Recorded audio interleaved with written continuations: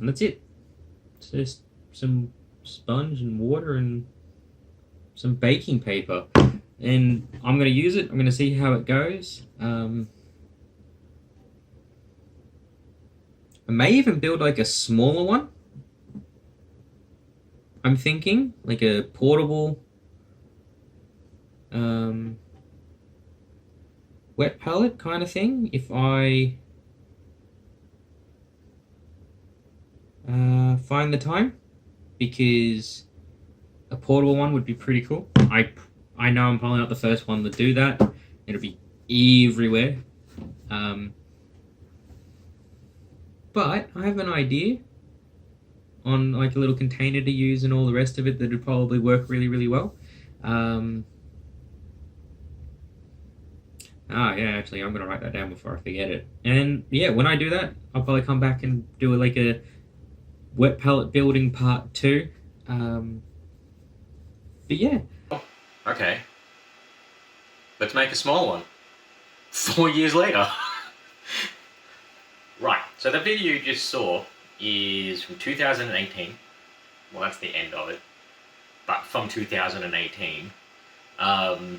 It's also the very first video I did that wasn't a battle report, and the first time I actually made something on camera. And it worked. I loved that wet palette. I've made one other since then, but yeah, so I thought, since I'm actually still rambling like crazy, but I'm better at this stuff now, would make another one, but smaller.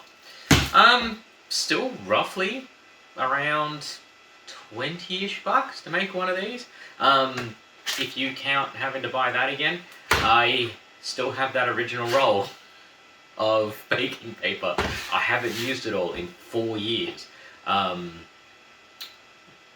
to go back over some of the things that happened, the questions I got after that was, I never had any mold at all build up, and I live in Australia, so we get really hot days, and I never once noticed mold build up in the top of these at all. I never noticed bleed through from paints or metallics to other paints through the baking paper onto the sponge. A few things I did learn between, I guess, the 4 years I've been doing it. It's not really designed to keep your paints wet for a week straight.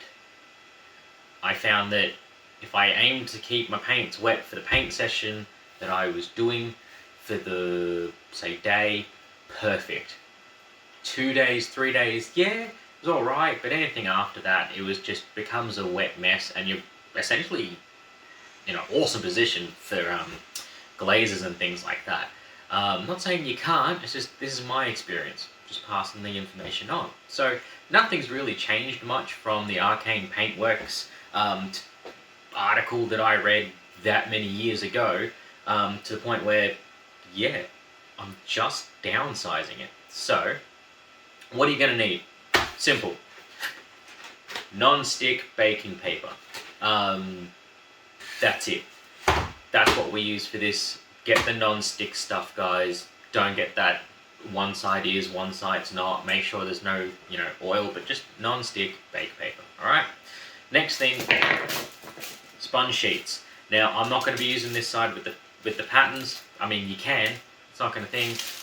I just like that side. The reason I'm going down to a smaller one is so that I can just cut a square out of these without having to, if you see in that video, you see 2 different colours. Not saying that's a bad thing, it's just, might as well just cut up one, right? And then sandwich containers. They lock really, really tight, because, air can't get in. They've got a nice, I don't want to say gasket around it. Car stuff, what are you going to do? But I just find they're really, really useful. They don't leak. So if you do overfill this and decide to transport it around, you can. I haven't had an issue, but I do, when I do move it, I tend not to overfill these with water anyway. I don't flood mine, but that's, each to your own. You'll figure your own style out. Yeah, so what we're going to do now is, we're going to get these all out, we're going to cut them to size, Alright? And then we'll come back in a second. Alright? Alright, so we've got everything nice and cut and to size. Essentially just chuck your sponge in. Now, these are super, super dry. They haven't been wet at all. So usually what I do is sit it in. I run my finger around the edge, makes a good imprint. You can take your knife or scissors to it and cut it the size. It doesn't have to be exact at all. It just has to fit. Once it's wet, it'll fit in there. It'll probably expand, so you might find that you need to actually trim a little bit more off. But, you know, you'll figure that out. You'll get there. Next, bit of baking paper. Now you can see why that roll lasted me so long and will continue to last me into the future. Do the same thing. Just cut it the size. Baking paper doesn't expand. You don't need to worry about it. Just cut it the size. It doesn't have to be precise. Now, that's the lid. That's the bottom. Why do we use the lid? Look, you can use that part if you want to. And away you go. It depends on how high that you want your, little lip there.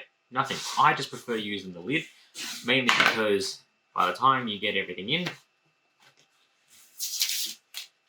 and things like that, it's actually, you're not having to dip over. You can get in there really nice and easy, and also it holds a nice amount of water. This, you can overfill it, but if you're careful. Now, what's next? Next, we got to wet the sponge. Wet the sponge just a little bit, let it expand, wring it out. So run this under the tap. I might show you how to do it, but it's literally running a sponge underwater. Let it expand, wring it out so that it's just damp, pop back in, make your adjustments. All right, see you in a second. All right, so this is the work sink in the shop. All right, so I have gone and just wetted the thing, and see, notice how far my sponge has now expanded all the way out. So, and this is also why I like using the liney side, is because I could probably just cut it off at that line there and go from there. All right, and just like that, boo. Okay, see, now it's one thing. Yeah, okay, it's gonna tuck up in the corners there, but don't worry about that. You don't need to. Now, how much water to put in these? As I said in that other video 4 years ago, I prefer to fill it so that the water just sits on top. That's about as much as I found I've always needed. I never needed to go any more. You can go a little bit less. You figure it out. Depends on your environment. So very simple.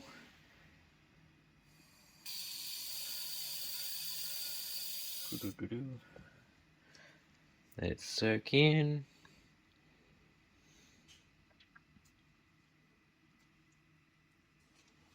A little bit more.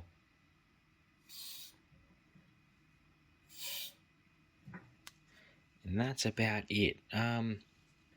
So when you touch it, see how that's it. That's all I have found I've ever needed, just so that I can do that. And then when we put the baking paper on, you'll see more. Now, it's got a little bit of reservoir in there, so that's okay, and that's it.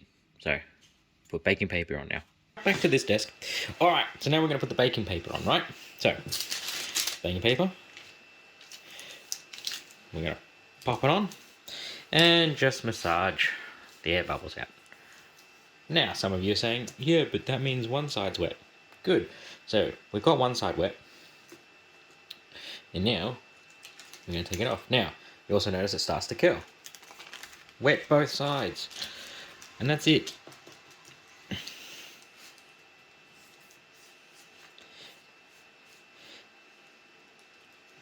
Now, I don't mind the air bubbles. That's what all these little bits are here. I don't mind. You can eliminate that by adding a little bit more water in this. A little bit more water fills up in all those gaps. There's no air. Away you go. And that is how I like it. Again, like I said, I'm repeating myself now. You can add more water if you need to. Little water droplets on top. doesn't matter, your paint's going to absorb that, and then you don't have to thin your paints down as much because, well, that's going to do it for you. But that, I don't have any Techless Blue like I did in the last one, but thanks Viv, I'm going to borrow this for a sec. Thanks Viv. Cool. And that is out of focus. Now it is. Techless Blue. It's not Techless Blue, but that's it. And I didn't bring a paintbrush with me, but that is all I need to do, and that'll stay wet for a couple of days. But that, guys, is it. I'm going to go back up top now and face the camera and talk to you, and let's recap what we've done. This is actually the second time I'm recording this outro recap thing. I chopped the top of my head off before in the video. Alright, so there we go. That's how you make a wet palette in some way or shape or form. Why did I do this? Well, I still don't have a lot of money to go out and buy those professional ones. I know they're not that expensive, but they're still kind of out of my hobby budget range.